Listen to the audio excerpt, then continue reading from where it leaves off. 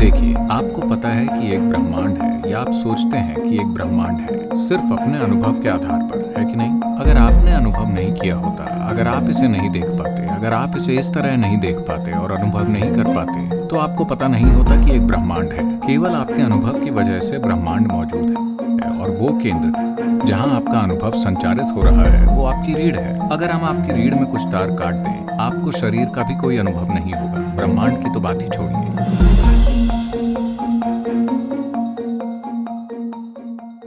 हमें ये समझना होगा कि देखिए, इस देश में कुछ ऐसी चीजें हैं जो बहुत महत्वपूर्ण हैं, जिन्हें दुर्भाग्य से वर्तमान पीढ़ी पूरी तरह से भूल गई है या बहुत कम लोगों को याद है। और बाकी की दुनिया में कुछ जगहों में उन्होंने पहचाना, बाकी जगहों में ये नहीं है। बात बस इतनी है कि यहाँ हमने ऐसी चीजों को इस तरह से समझा। उदाहरण के लिए योग में हम आपकी रीढ़ को ब्रह्मांड की धुरी कहते हैं। हम इसे मेरुदंड कहते हैं, यानी ये ब्रह्मांड की धुरी है। ब्रह्मांड क्या है, कृपया इसे समझिए। आज वैज्ञानिक ये स्वीकार कर रहे हैं कि ये एक अंतहीन ब्रह्मांड है। हम हमेशा से ये कह रहे हैं कि ये एक निरंतर बढ़ने वाला ब्रह्मांड है। तो हमने कहा कि आपकी रीढ़ ब्रह्मांड की धुरी है। ये बात बेतुकी लगती है। कोई वजन उठाए बिना भी कई लोगों की पीठ बुरी तरह दर्द कर रही है, यहाँ तक कि वो चल या दौड़ या कुछ भी नहीं कर पा रहे हैं। अगर ये ब्रह्मांड की धुरी बन जाए तो क्या होगा?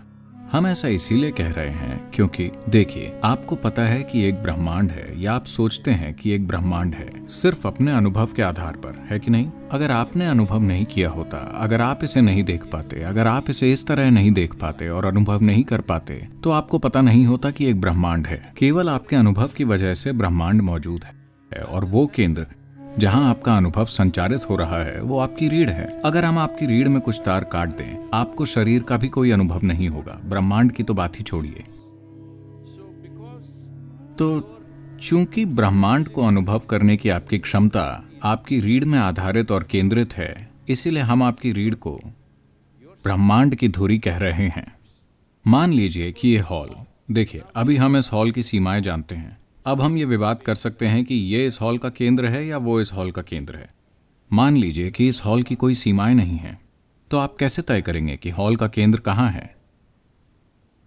आप जहां हैं वही इस हॉल का केंद्र है ना?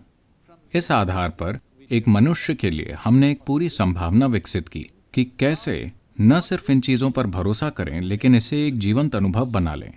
यहां से ही इस शब्द योग की उत्पत्ति हुई कि समावेश तब नहीं होता कि मैं आपसे कहूं ओ मैं तुमसे प्यार करता हूं, तुम मुझसे प्यार करते हो, और ये सब। समावेश इसलिए होता है क्योंकि आपने अपने व्यक्तित्व की सीमाएं मिटा दी हैं। इसलिए नहीं कि मैं तुमसे प्यार करता हूं, तुम मुझसे प्यार करते हो, मैं आपको गले लगाऊंगा, आप मुझे गले लगाओ, कि हम समावेशी हैं। नहीं, ये सब कुछ समय के लिए चलेगा। कल अगर वो ऐसा कुछ करते हैं जो आपको पसंद नहीं है, ये खत्म हो जाएगा।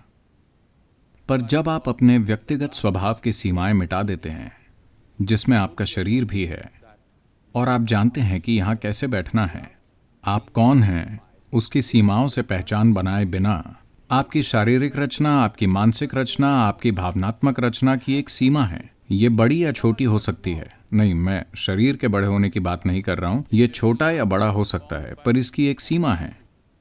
पर ऐसे आयाम हैं जिनकी कोई सीमा नहीं है। जिसकी सीमा नहीं है उसकी प्रकृति अभौतिक है। तो हमारा फोकस हमेशा से उस आयाम में होता है जो अभौतिक है। इसीलिए शिव सबसे महत्वपूर्ण बन गए, क्योंकि शिव का अर्थ है वो जो नहीं है, वो जो अभौतिक है।